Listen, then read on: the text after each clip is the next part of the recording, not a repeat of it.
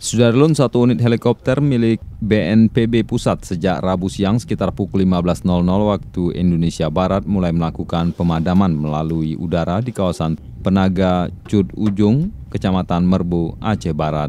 Helikopter jenis Bell 412 dengan register PKDAS berkapasitas waterbombing 1 ton tersebut juga mengangkut Danrem 012 Teguh Umar, Kolonel Infanteri Nefra Firdaus, Kepala BPBD Aceh Barat Teguh Syahluna Polim, serta awak media dan kru helikopter. Dan kita berharap insya Allah proses penyiraman dan operasi darat yang dilakukan oleh TNI Polri dan BPBD juga berjalan. Dengan heli juga kita harapkan berjalan, insya Allah. Kita berharap dalam beberapa hari ini juga selesai tugas. Dan yang paling penting kita juga adalah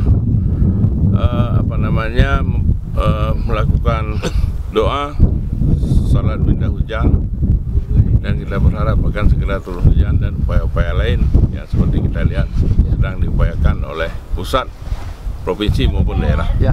Pengambilan air dilakukan di kawasan Pantai Penaga Cud Ujung, Kecamatan Merbu, setelah helikopter ini terbang dari Bandara Cutnya di Nagan Raya di kawasan Kubang Gajah, Kecamatan Kuala Pesisir.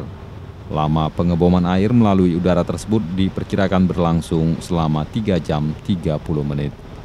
Dari Sukamakmur, Dedi Iskandar, Serambion TV.